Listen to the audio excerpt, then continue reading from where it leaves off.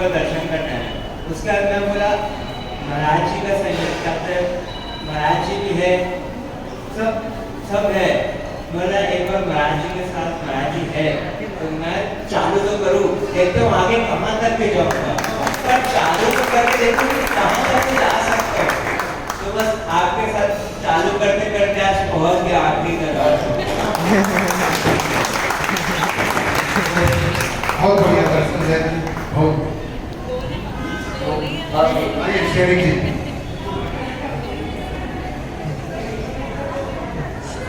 कहाँ जा रहे हो भैया? परम पूज्य आचार्य श्री विशुद्ध सागर जी, विद्यासागर जी, विराग सागर जी की नमोस्तु नमोस्तु नमोस्तु।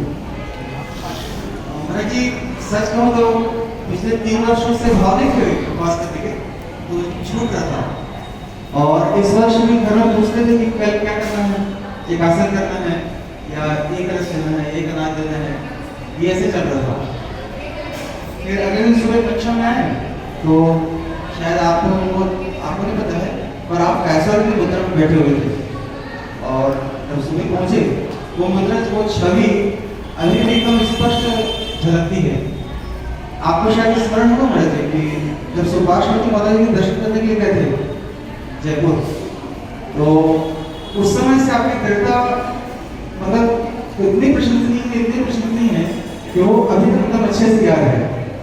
उसके बाद जस्ट थोड़ी सी देर बाद सद्भाव संस्था के साथ सीढ़ी में चल रहे थे, तो छोटी चर्चा हुई कि दशलक्षण के विषय में।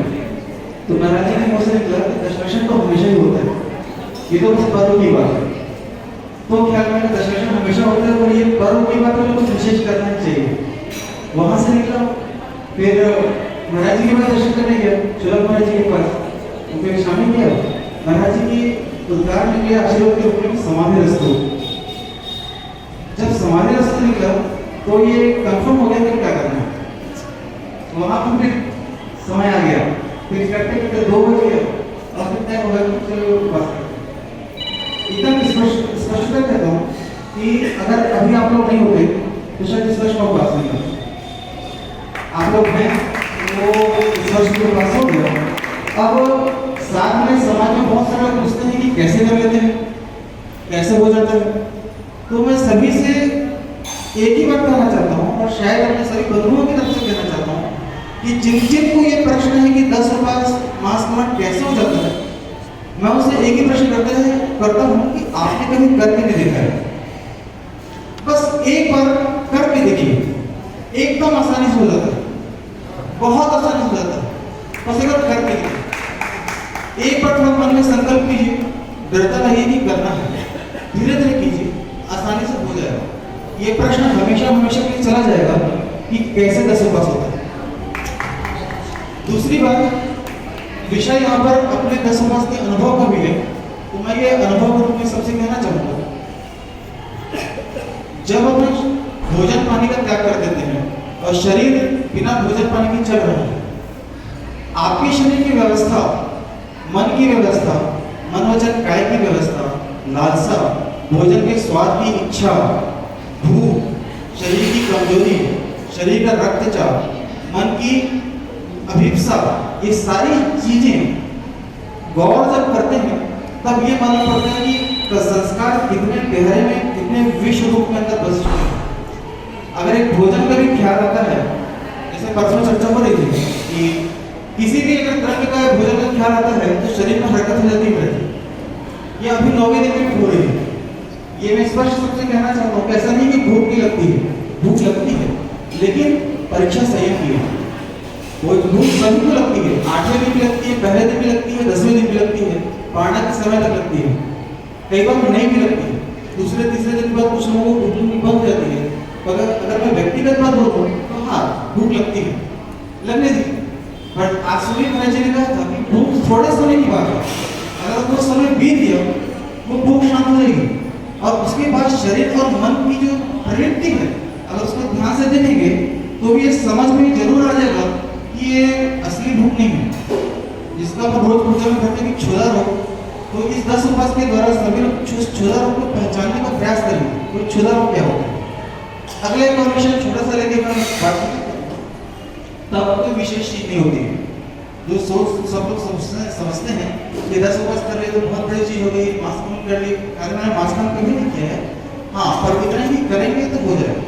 तीसरी चीज एक और ध्यान में आती है कि महाराज जी ने कहा समाधि रस्तो, आपका आशीर्वाद है महाराज जी, गुरुओं का आशीर्वाद है, आचार्य विद्यासागर जी, विष्णुदेव का आशीर्वाद है, निश्चित से लेकर समाधि को प्राप्त करेंगे। इस 10 उपवास में सभी लोग अपने अपने अनुभव को ध्यान रखना, सभी की तरफ से ध्यान रखिए, अपने अनुभव को याद रखिए। जब संलेखना होगी तो जरूरी नहीं कि प्राण तुरंत छूट जाए, हो सकता है 2 दिन लगे, हो सकता है 5 दिन लगे, हो सकता है कि 10 दिन लगे। और जब उस समय अपन अन्न और पानी का त्याग कर देंगे तो यही स्थिति उस समय भी बनने लगी। लेकिन आज जो स्थिति बनी है, आज आपको जो अनुभव हो रहा है, आपने अपने शरीर की क्षमता को जान लिया है, मन की क्षमता को जान लिया है, इस त्याग की प्रतिष्ठा को जान लिया है। जब वो समाधि के समय मृत्यु होगी, जब मृत्यु पास आएगी, तो वो अन्न और पानी की जो चाह है ना, वो आपको परेशान नहीं कर सकेगी, क्योंकि आपको पता है कि 10 दिन में शरीर के साथ क्या होता है, क्या मन में भाव आते हैं, क्या शरीर में प्रभाव पड़ता है। इसका अभ्यास, इस 10 लक्षण का उपवास आपको उस समय बहुत काम आने वाला है। ये अपने अनुभव के साथ साथ सभी की बात बोल रहा हूँ। समाधि की भावना तो है ही, साथ में महाराज जी को चरणों को बारंबार नमस्ते है, उसी से सब कुछ हो सका है। परिवार वालों को बहुत सहयोग रहा, लगातार हर समय सुख सादा पूछते रहे, कार्य होता था। समाज के सभी वरिष्ठ जनों का बहुत सहयोग रहा, सभी लोग देते थे, सभी लोग करते थे। सबसे मैं ये कहना चाहूँगा अंत में, बस एक पंक्ति में सभी से यही कहना चाहूँगा, करके देखिए, हो जाएगा। करके देखिए, बहुत आसानी से हो जाएगा। और अगर जब तक करेंगे नहीं, तब तक ये जान नहीं पाएंगे कि आपकी क्षमता क्या है, आत्मा की शक्ति क्या है और संकल्प की शक्ति क्या है। इतना कहकर महाराज जी के चरणों में बारंबार नमस्ते करता हूँ, बारंबार नमस्ते।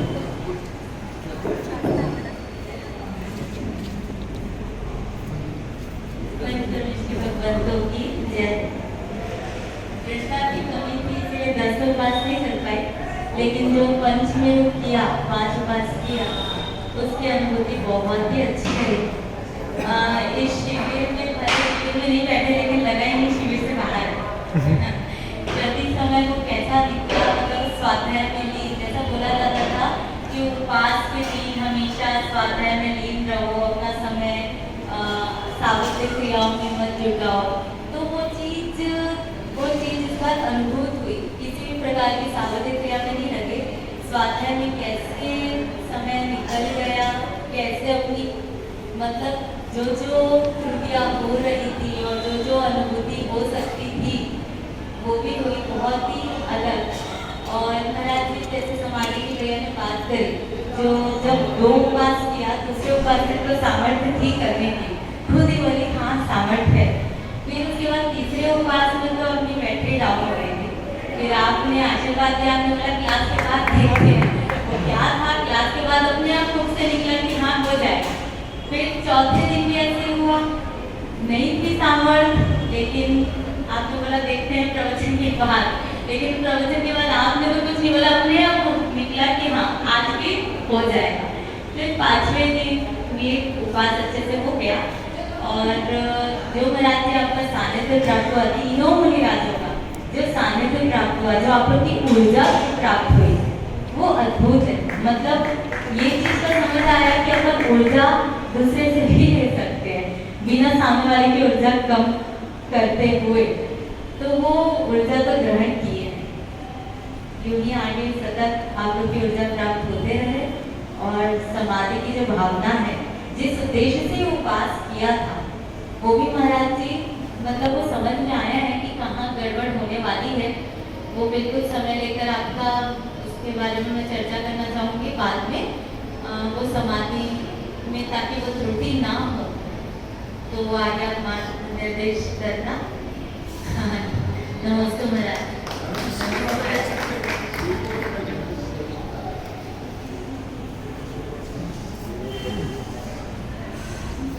रत्नधारी श्री मुनि महाराज के चरणों में मैं बारंबार नमस्ते।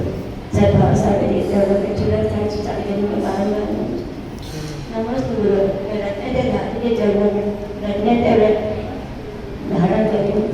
मेरी भावना यही है कि जब भी मेरा मरण हो मैं रत्न के ध्यान करते से समाधि पूर्वक मेरे बड़े के समय मेरे को मुनि प्राप्त सामने के मेरे ना मिला तो बिट्टू भाई को हमेशा बोलती हूँ कभी मेरा भी मन में अच्छे से करवा देना, जो अस्पताल में जाना पड़े मैं समाधि पूर्वक प्रतिमा धारण करूँ, समाधि पूर्वक मैं नाम करूँ।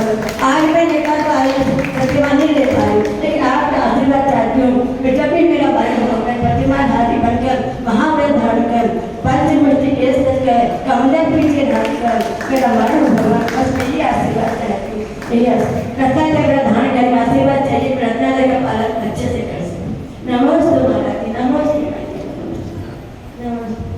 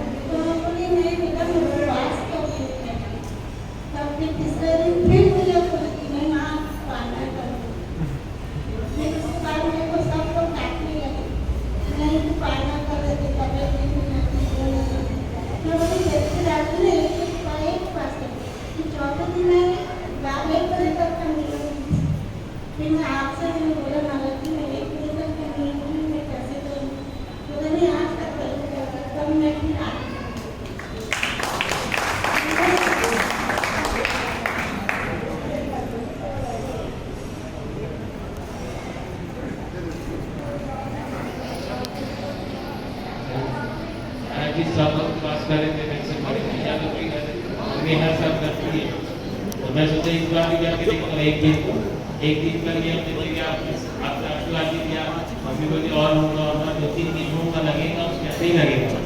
2-3 दिन किया उसके बाद तो नॉर्मल जैसे आदमी जैसे वैसे कोई भाव नहीं लगा।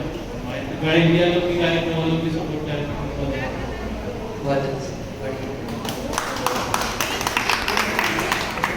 अपना सर्वार्थ सिद्धि और अभी तक जो सुना है ये उस सर्वार्थ सिद्धि का एक प्रायोगिक रूप है।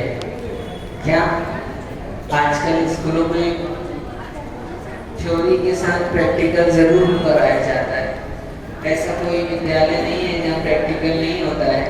तो आपने जो थ्योरी में त्याग और तपस्या सुन रखा था अभी और बहुत सारे लोगों ने उसका प्रयोग कर आपके सामने अपने प्रयोग की अनुभूति को व्यक्त किया है।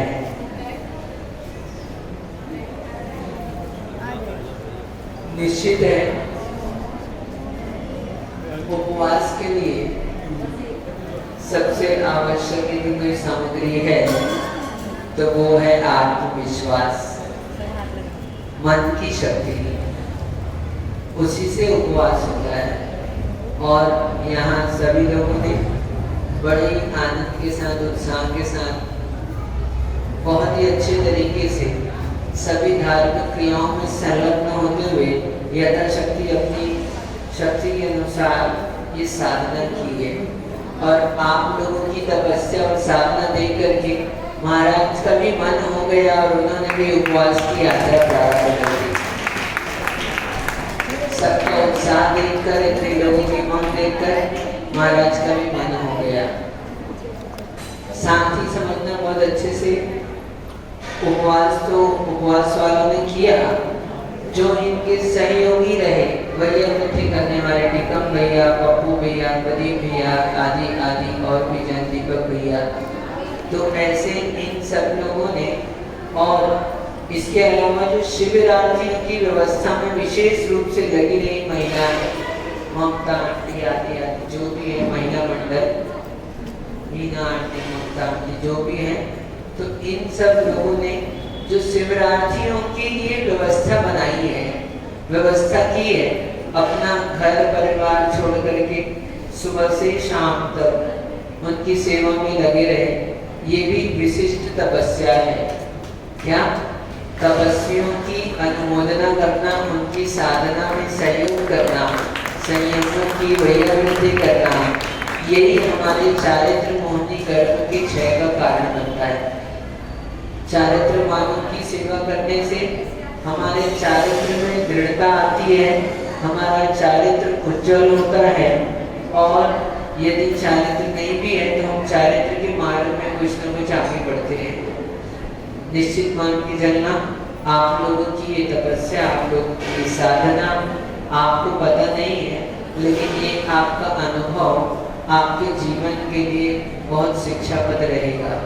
हमने पहले भी कहा था क्या कि आप ये उपवास कर रहे हैं तो उपवास में इस बात का अनुभव करें कि जब वृद्धावस्था में हमारी इंद्रियां शिथिल हो जाएगी, शक्ति क्षीण हो जाएगी, वीर्यान्तराय कर्म का क्षोभम हट जाएगा, और उस समय में सारे कार्य लोग के तो वैसे ही चलते रहेंगे, उस समय हम अपनी मन स्थिति को कैसे नियंत्रित करेंगे, ये हमको इस उपवास के अनुभव में साथ में सीखना चाहिए। क्या? क्योंकि अभी हम जब उपवास करते हैं तो इंद्रियां शिथिल हो जाती है, वीर्यान्तराय कर्म का क्षोभम हमारा बाहरी कार्य की अपेक्षा से घट जाता है, शक्ति कम हो जाती है। तो जो अनुभव है, ये अनुभव आपकी समाधि के लिए बहुत श्रेयस्कर रहेगा। जैसे क्षणिक बहने का, वास्तव में उपवास की साधना नहीं है, ये समाधि की साधना है। क्या? समाधि की साधना है। हम अपनी मन स्थिति को, शारीरिक स्थिति को किस तरह से नियंत्रित करें और कैसे आगे हम बढ़ते जाएं मोक्ष मार्ग में, ये उपवास के माध्यम से आप लोगों को लाभ होगा। और उपवास वालों का सहयोग करने के लिए, उनकी अनुमोदना करने के लिए, जितने भी बाहर से भी काफ़ी लोग आए हैं, नेला से आए और अन्य अन्य स्थानों से, जहाँ कहीं से भी आए हैं, कोडरमा से आए, रांची से आए, ऐसे बहुत सारे स्थानों से जो लोग आए हैं, अनुमोदना कर रहे हैं उन उपवास वालों की, उनकी भी मंगल भावना उन तक संप्रेषित हुई है। और निश्चित मान के चलना, आपको ये उपवास के माध्यम से साधना का अनुभव प्राप्त हुआ है। क्या? संयम का अनुभव प्राप्त हुआ है। इस अनुभव को अपने जीवन का अंग बनाकर रखें, तो आपको आगे और लाभ होगा। इस अनुभव को मिटाए ना, अनुभव को भुलाए ना, इस अनुभव को जीवन का अंग बनाएं, धारणा में ले जाएं, स्मरण में रखें, ताकि आगे आपको इसका पर्याप्त लाभ मिल सके। क्योंकि चर्चा हमारी ज्ञानावरणी कर्म की चल रही थी, तो वही ज्ञान हमारे को स्मृति में आता है जो धारणा में जाता है। अब आ जाओ, इंजीनियर साहब कह रहे थे, बहुत सारी विशेष बातें बता रहे थे वो, हाँ, इसलिए हम फिर से बताते हैं आपको। हमारी ज्ञानावरणी की चर्चा चल रही थी, तत्प्रदोष निहन्नम मात्सर्यांतराय साधनो घाता, ज्ञान दर्शनावरणी अपन ने समझा था। प्रदोष के द्वारा, निहन्नों के द्वारा, असाधना के द्वारा, उपघात के द्वारा हम ज्ञानावरणी कर्म का आश्रय करते हैं। तो इससे विपरीत जो अनुभव, जो घटना, जो ज्ञान हम अपनी धारणा में ले जाते हैं, वही ज्ञान हमारे को स्मृति में आता है। हमने जीवन की बहुत सारे अनुभव बिता चुके हैं। कोई 30 साल हो गया, किसी को 50, किसी को 60, किसी को 70, उसके जीवन का पूरा अनुभव उससे पूछें तो उसके पास नहीं है। क्यों? क्योंकि वही अनुभव आपकी स्मृति में आता है जो धारणा में जाता है। ये ज्ञानावरणी कर्म के साथ में, ज्ञान के साथ में व्यवस्था है। तो आपको ज्ञानावरणी कर्म के आश्रय की चर्चा चल रही थी, तो और किस कारणों से ज्ञानावरणी कर्म का आश्रय होता है, तो अब हम विशेष बताते हैं, समाप्ति की ओर ये सूत्र लगभग पूरा कर देते हैं। क्या कुछ प्रश्न है? अनुभव को धारणा में कैसे एकदम फिक्स कर लें? हाँ, अब ये भी विशेष बात कि हम अनुभव की धारणा कैसे बनाएं। तो जितना जागृति के साथ अनुभव किया जाता है और ये भावना रहती है कि ये हमारे कालांतर में कार्यकारी हो, ऐसी भावना आप उसी काल में, अनुभव के काल में साथ में लेकर चलते हैं, तो वो घटना आपके लिए क्या धारणा में जाती है और वही कालांतर में स्मृति में आती है। और जितनी आसक्ति के साथ वो कार्य किया जाता है, जो आप अनुभव कर रहे हैं, कार्य कर रहे हैं, वो जितनी आसक्ति के साथ किया है, उपवास का कार्य भी आसक्ति से, इच्छा पूर्वक, प्रबलता के साथ, दृढ़ विश्वास के साथ, हाँ अच्छी भावनाओं के साथ, तो वो आपके लिए धारणा रूप में परिवर्तित होता है और फिर वो आपको स्मृति में आता है। और निश्चित मान के चलना, उपवास का अनुभव तो कोई मेरे ख्याल से लगभग इतनी सबकी एक सी धारणा नहीं रहती है, लेकिन सबके स्मरण में रहता है। हमने जीवन में कभी उपवास किया है, वो आज भी हमारी स्मृति में बना हुआ है, भले 1 किया हो, 5 किया हो, 10 किया हो, उपवास किया था इतना तो स्मरण में है। बाकी और बहुत से कार्य किए लेकिन वो निकल गए, लेकिन ये जो उपवास का अनुभव है, ये एक सामान्य कार्य से विशेष है, विशिष्ट कार्य है, तो इसकी तो धारणा बनती है, लेकिन पूरे उपवास के अनुभव की धारणा बने इतनी नहीं बन पाए, लेकिन आपने उपवास किया है, ये धारणा में पक्का आपके चला गया। ये विशिष्ट कार्य है, सामान्य नहीं है, इसलिए इसकी धारणा तो सहज ही बन जाती है। आपको याद होगा, आपने एक उपवास पहले किया है, कभी किसी ने 5 उपवास किया है, 10 साल पहले भी उपवास किया है, तो इतना याद होगा कि हमने जीवन में 1 उपवास किया है, तो हमने उपवास किया है, यही आपकी स्मृति में आया है, ये भी आपके लिए बहुत कार्यकारी है। तो हम ज्ञानवर्णी करके आश्रयों के कारणों की चर्चा कर रहे थे, समाप्त करते हैं, समय हो गया। ये आपने जो सुना है ना, ये सब बेकार नहीं गया, ये दूसरे के अनुभव से हमको भी अनुभव प्राप्त हुआ है। ये क्यों बुलवाया हमने आपको कि आने वाले वर्ष में क्या बहुत सारे लोग जो चूक गए, तो वो पहले से अब मन बना लें, ताकि निश्चित मान के चलना, फिर आपको हमारा भी किसी का भी सानिध्य प्राप्त हो, और सानिध्य प्राप्त ना भी हो तो आप अपने आत्मविश्वास से आगे उपवास कर पाएंगे। तो आज इन लोगों का अनुभव आपके लिए भविष्य में उपवास के लिए सहकारी बनेगा, इसलिए हमने बुलवाया है। पढ़ते तो नहीं, हम पढ़ के बता देते हैं, लेकिन हमारा पढ़ा हुआ एक अलग बात है, और साक्षात अपने लोगों के जो अनुभव सुने वो आपको ध्यान में रहेगा। आदमी तो कभी भी आप फिर भविष्य में आप उपवास का मन बनाएंगे तो आप आगे बढ़ पाएंगे। हाँ, जब हनी भैया जैसे हाँ उपवास कर सकते हैं, तो फिर सबको अपने आप इनको लेकर ताकत मिल जाती है। हाँ, दूसरी बार 10 का उपवास किया, मैं तो सोच रहा था हाँ कि भैया उपवास कैसे होगा इनसे, लेकिन इन्होंने बता दिया, महाराज बाहर का मत देखो, भीतर का देखो, है ना? ठीक है, तो इनको देंगे मौका बोलने के लिए अभी बाद में 5 मिनट। शाम को भी कुछ लोग रह गए हैं, तो इनको शाम को 2-4 मिनट अपन गुरु भक्ति के बाद अपने 40 के बाद भी देंगे समय, ठीक है? तो यहाँ चर्चा चल रही है हमारी अभी क्या कि अब ज्ञानावर्णी का सूत्र तो अपन ने पढ़ लिया, और चीज बता रहे हैं आपको कैसे ज्ञानावर्णी कर्म का आश्रय होता है। विशेष बात सुनो आज, क्या सुन रहे हैं कि नहीं सुन रहे हैं? पीछे वाले सुन रहे हैं? सुनो, कैसे ज्ञानावर्णी कर्म का आश्रय होता है। आचार्य उपाध्याय के प्रतिकूल चलना एवं अकाल में अध्ययन करना।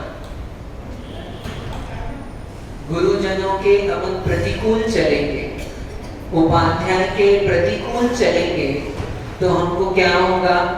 ज्ञानावर्णी कर्म का आश्रय होगा।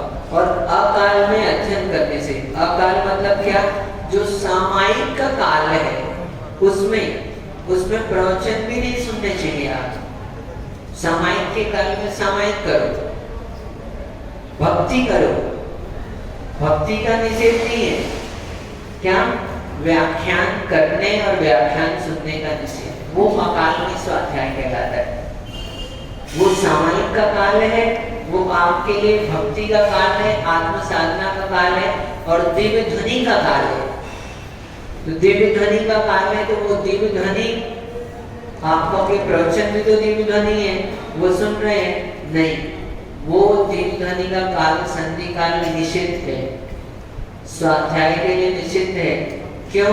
क्योंकि साक्षात हम कह रहे हैं और आप यहाँ उठाकर दूसरा पढ़ेंगे तो यहाँ व्याख्यान का अभिनय होगा कि नहीं होगा? मान लो हम यहाँ पर व्याख्यान दे रहे हैं और आप उस समय में, तो आपने क्या किया बताओ? जैसे हम व्याख्यान करते हैं और आप अपना काम करने लगे, तो आपने व्याख्यान का अनादर किया, अभिनय किया, कैसे हुआ? आ जाओ फिर वही भंग में चले जाओ। कौन से? जीवाधिकरण अजीवाधिकरण सब मिलकर आ जाएंगे उसमें। और किस में चले जाएंगे? प्रदोष भी आ जाएगा। हर्ष नहीं है, उत्साह नहीं है, तो क्या होगा? तो आपने उस भगवान की दिव्य ध्वनि का काल जो संधि काल निषिद्ध है, आपने पहले तो आगम की आज्ञा का अपलाप किया है, विरोध किया। क्या हुआ? आगम की आज्ञा है, अकाल में स्वाध्याय नहीं करना का है, तो वो संधि काल अकाल कह रहे हैं, तो पहली बात तो आपने किया, तो आपने आगम विरुद्ध कार्य किया, तो वहीं आपको ज्ञानावर्णी कर्म का असर। दूसरा, अभिनय का प्रतीक है, निश्चित मान के चलना। जब कोई व्याख्यान कर रहा है, आप उसके सामने में बैठे हैं, आप उस व्याख्यान की उपेक्षा करके अन्य कार्य कर रहे हैं। अन्य कार्य मतलब करना मतलब क्या है? व्याख्यान की उपेक्षा करना है, तो वो व्याख्यान की उपेक्षा अनादर ही है। तो फिर क्या होगा? ज्ञानावर्णी कर्म का असर। तो हमने साक्षात भगवान की दिव्य ध्वनि का कार्य है, और उस भगवान की दिव्य ध्वनि को छोड़कर हम दिव्य ध्वनि के ही अन्य विषयों को पढ़ रहे हैं, तो हमने उस साक्षात वक्ता की उपेक्षा की है। ये हमारी सोच, हम उसको उस रूप से व्यक्त कर रहे हैं, ठीक है? तो इसलिए मुझे लगता है निषिद्ध कार्य, ठीक है? तो आचार्य और क्या? गुरुजनों के प्रतिकूल चलना। गुरुओं के प्रतिकूल चलोगे तो क्या होगा?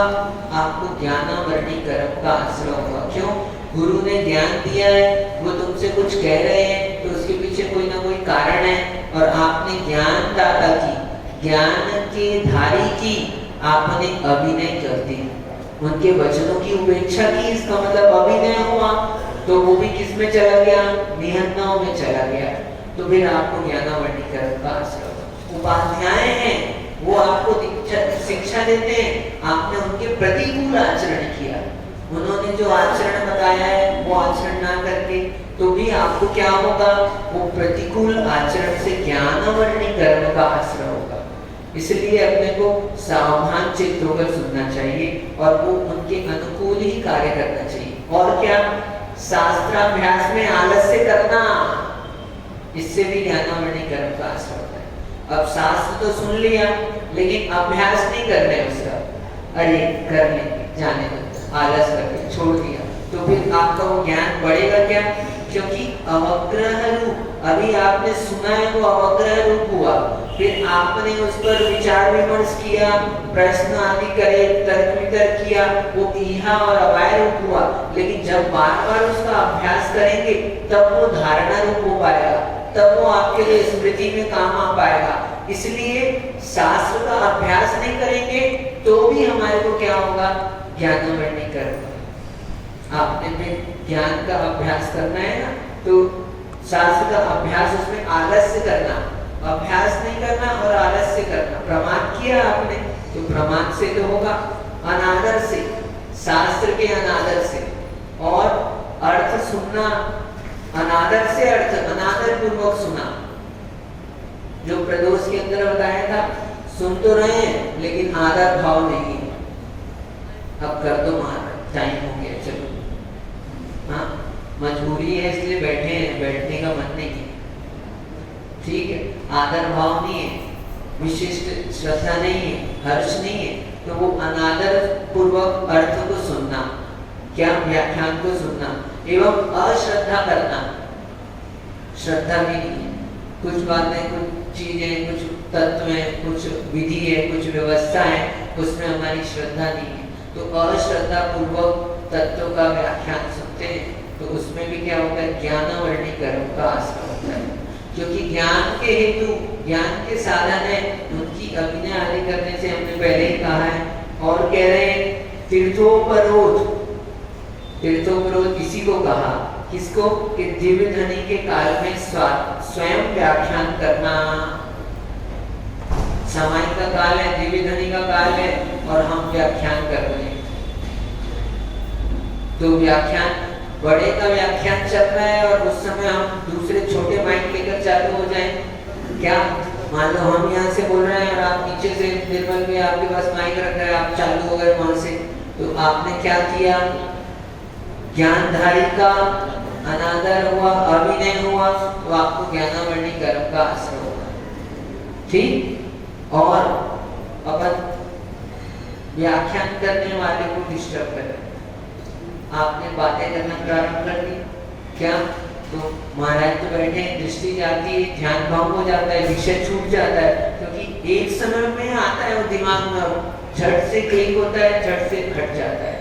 तो मान लो कुछ तत्व की विशेष बात वो बता रहे थे और बताते बताते नजर आपके ऊपर पड़ गई, आपके निमित्त से जरा सा बस 1 मिनट में तो क्या होता है, ऐसे एक उंगली खसकाई आपने, क्या होता है, खसक जाता है ना?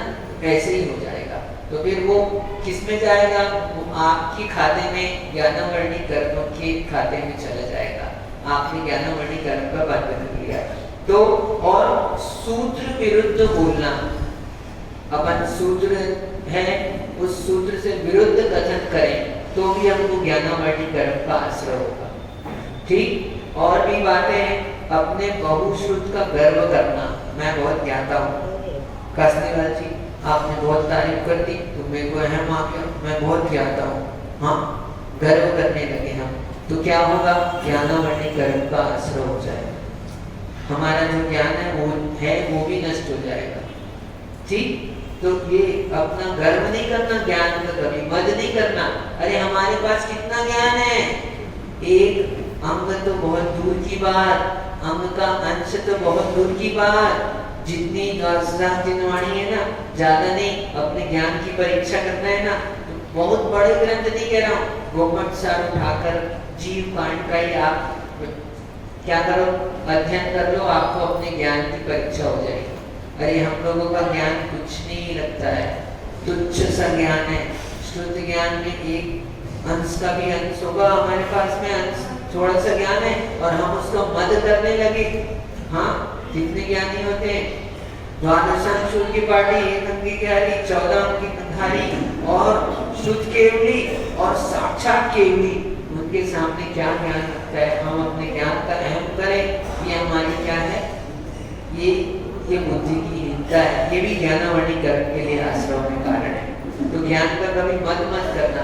अपने को कुछ आता है, ठीक है, अपन ने सीखा है, ठीक है, बता सको बता दो, बताने लायक को बता दो, सीखने वाला पात्र हो तो बता दो, और नहीं तो अहम नहीं करना। और बहुश्रुतवान का अनादर करना। कोई ज्ञानी है और हमने उसका अनादर कर दिया, जो श्रुतधारी है, विशिष्ट ज्ञानी है, आपने उसका अनादर कर दिया।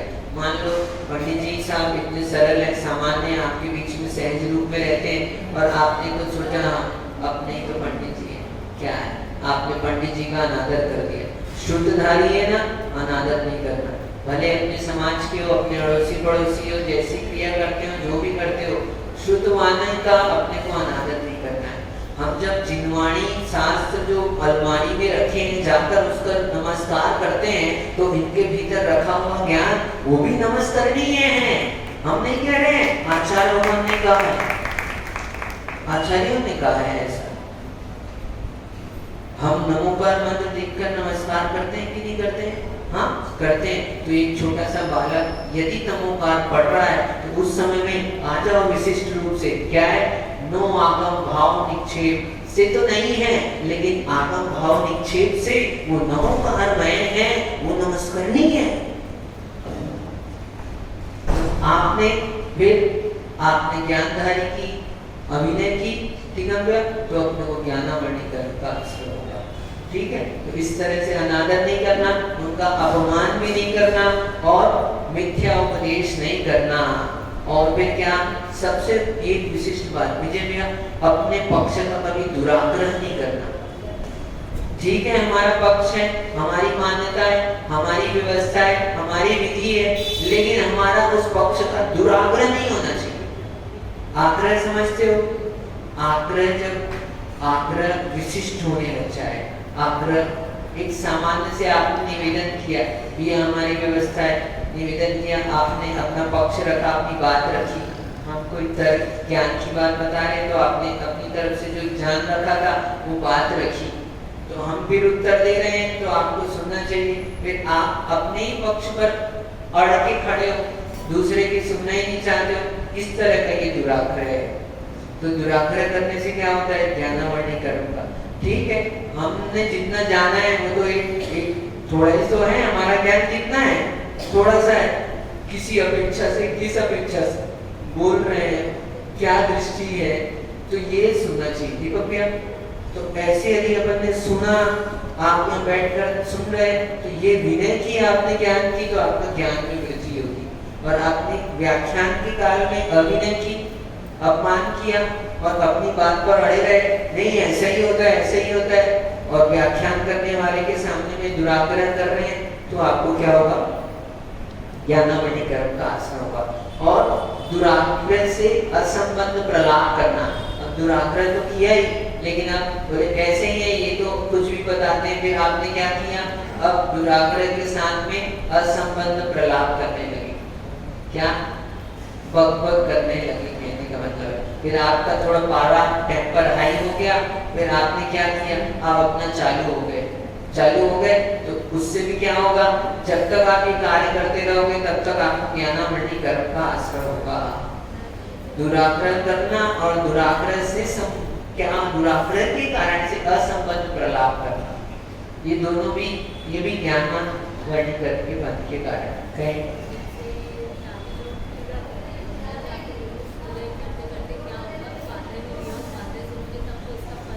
हाँ हाँ,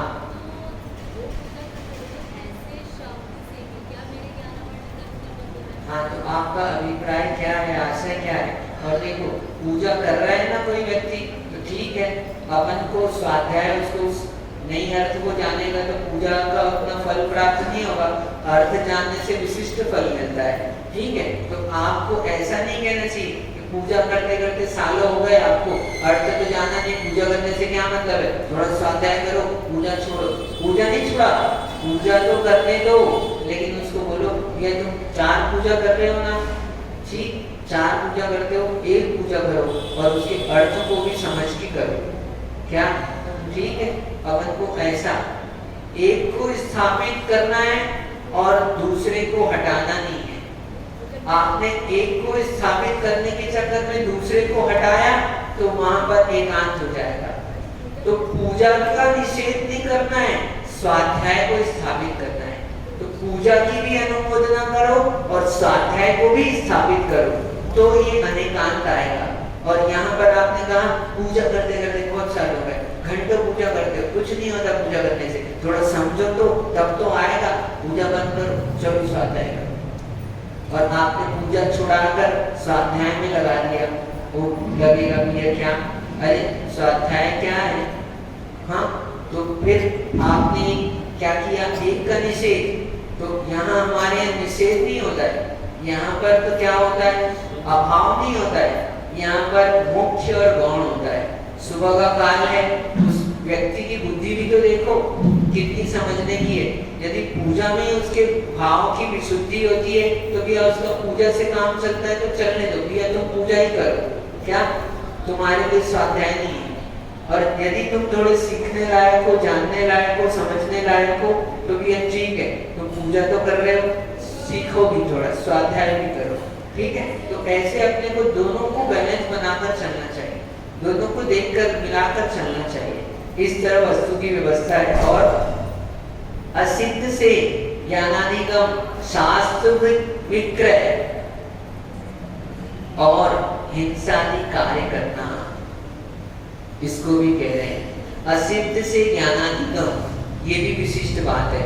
किसी के भी पास शास्त्र लेकर बहुत मत जाना कि पढ़ाओ हमको, भले ही वो संस्कृत का महान विद्वान है, लेकिन आपके जैन सिद्धांत को जानता है कि नहीं जानता? संस्कृत का तो ज्ञाता है, हाँ, और आप उसके पास ज्ञानाभ्यास करने के लिए बैठ गए। तो असिद्ध से, जिसको ज्ञान सिद्ध है उसी से ज्ञानाधिगम करो। असिद्ध से ज्ञानाधिगम करोगे तो उल्टा अर्थ का अनर्थ जान लोगे, आपको ज्ञानावर्णी कर्म का आश्रय हो जाएगा, आपका ज्ञान उल्टा हो जाएगा। ये विशिष्ट बात, जो सीखा है, जिस प्रमाणित है, जो जानकार है, उसी के पास जाकर बैठना है, हर किसी के पास नहीं चले जाना। सुंदर बातें कहने वाले तो देश में लाखों हजारों करोड़ों लोग हैं, लेकिन उन सुंदर बातों के साथ में सिद्धांत सुंदर है कि नहीं है, अनेकांत उसके पास में है कि नहीं है। यदि अनेकांत नहीं है तो कितनी भी सुंदर बातें वो असुंदर की श्रेणी में जाती है। किसके खाते में जाती है? वो पहुंच जाओ मायाचारी के प्रवचन, क्या बाहर से सरल भीतर से कठोर, तो बाहर से सुंदर भीतर से असुंदर। अपने को ऐसा नहीं चाहिए, अपने को बाहर से भी सुंदर भीतर से भी सुंदर, बाहर से भी क्या सरल व्याख्यान और अंदर में मूल, अंदर की सुंदरता क्या किस बात की है? अंदर की सुंदरता मतलब अनेकांत। यदि अनेकांत अंदर में है तो फिर हमारा काम चलता है, और अंदर में अनेकांत नहीं है तो बाहर का कैसा भी हो वो नहीं चलने वाला। अंदर में अनेकांत, वो अनेकांत दृष्टि होनी चाहिए। सिद्ध यानी असिद्ध, यानी जो एकांत दृष्टि को धारण करने वाला है वो असिद्ध है। उस असिद्ध से यदि हम सीखने के लिए जाएंगे तो हमारा ज्ञान विपरीत हो जाएगा। ठीक, तो असिद्ध से ज्ञानाधिगम करना, शास्त्र का विक्रय, शास्त्र को बेचना नहीं है, हाँ, शास्त्र जो विक्रय करता है तो शास्त्र उससे भी ज्ञानावर्णी कर्म का आश्रय होगा। ठीक, तो शास्त्र विक्रय के लिए नहीं है, जिनवाणी तो भगवान की वाणी है, ये तो दान के लिए है, विक्रय के लिए नहीं। ठीक है, अब वो न्यौछावर राशि व्यवस्था के लिए आपने बनाई है कुछ, तो वो बात उसकी है, लेकिन शास्त्र विक्रय, विक्रय में क्या होता है? क्या मूलधन प्लस लाभ फिर होता है क्या? तो ये बात समझ गए, विक्रय में क्या होता है? ठीक है, क्रय प्लस लाभ, इसका मतलब होता है विक्रय। ठीक है, क्या व्यापार नहीं करें, ठीक, उसको व्यापार ना बनाए। तो शहर जो व्यवस्थाओं में है वो कार्य करे, लेकिन व्यापार ना बनाए, उसको विक्रय ना करे। और धर्म की आमनाएं में रुकावट डालना, ये भी विशिष्ट बात थी। बहुत सारा हम तो सोच रहे थे हो गया, लेकिन ये विशिष्ट एक दो बातें जानने जैसी है। धर्म की आमनाएं, जहाँ पर जो आमनाएं चलती है, ठीक है भैया, आपको उसके विरुद्ध कभी कार्य नहीं करना चाहिए, रुकावट नहीं डालना। आमनाएं में रुकावट डालोगे आपको ज्ञानावर्णी कर्म का आश्रय होगा। ठीक, आप अपनी व्यवस्था बताओ, लेकिन विवाद खड़ा ना करो। धर्मात्माओं में क्या हो? संवाद ना हो, विसंवाद ना हो, प्रेम बढ़े, स्नेह बढ़े, धर्म बढ़े, ना कि कलह कलुषता बढ़े। ठीक, ऐसा अपने को सर्वत्र ध्यान रखना चाहिए। और ज्ञानाध्ययन की कुशलता से धूर्तता करना। अब ज्ञानाध्ययन की आपके पास कुशलता है और आपने उस कुशलता के कारण से क्या किया? धूर्तता कर दी, धूर्त कार्य, तर्क कुतर्क कर फंसा रहे हैं, कुछ ऐसा कर रहे हैं।